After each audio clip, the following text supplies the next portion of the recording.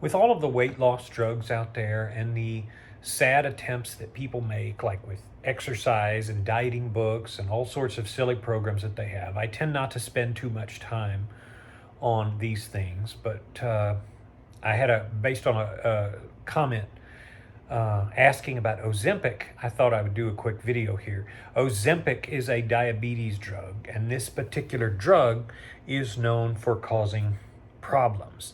Now, that right there shouldn't surprise you. If you follow any weight loss drugs in the past or today, you know that it's the sort of thing that is one step forward, two steps back. Meaning, for every bit of progress you make, if you're not doing it through self-control, then you're going to take those two steps back. So according to an article, and this made in various publications across the world, including South Texas Sentinel and different venues, the Ozempic drug has been causing people to have suicidal thoughts. And if you read the articles, what do you find? They have to put the hotline, suicide crisis hotline, to do their diligence to offset all of the people who may be suffering from these medications.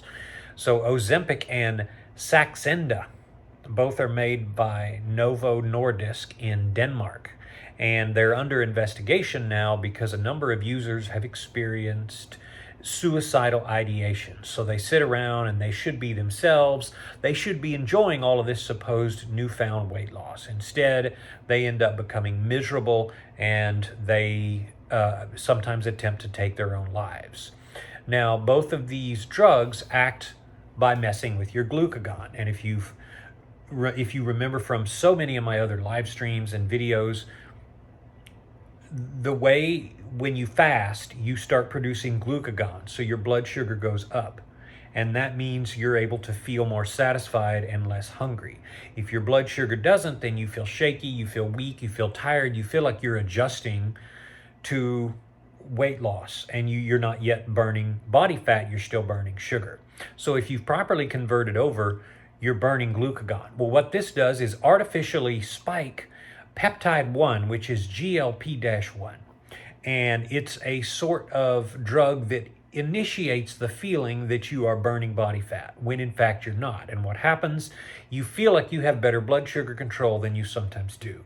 So you still get all of the feelings of doing well when you're not. And what happens? You haven't adjusted to getting sufficient glucose to your brain, and so you start having mood issues. Whereas the drug claims to affect weight loss and make you feel better, it's actually made to help with type 2 diabetes. Thus, the glucagon, the direct effect on the glucagon receptor. Said another way, you're doing something that's unnatural. And had you attempted to do it the right way, you would not struggle as much with a thing like this. Anytime you struggle with this, folks, it's one step forward, two steps back. You find a drug that takes away all of your wrinkles, what does it do? It affects something else.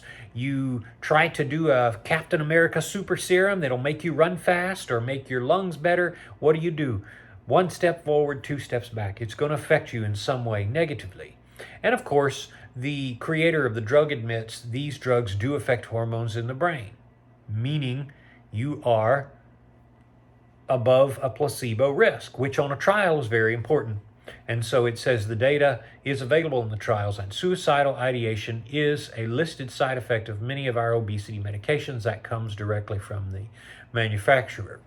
Now, folks, again, there's no free lunch. That's why this channel was always built on self-control. And when somebody comes along and says, aha, I got a way around self-control, why don't you take pill X? Or better yet, take pill Y, and you can just pay the money and try to sidestep the process. That's not your karma. It doesn't work that way. And that's why this is such a crazy thing.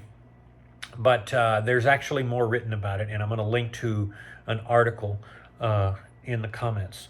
Put in the comments if you've ever had any lasting positive uses of diabetes drugs and or weight loss drugs, especially appetite suppression drugs.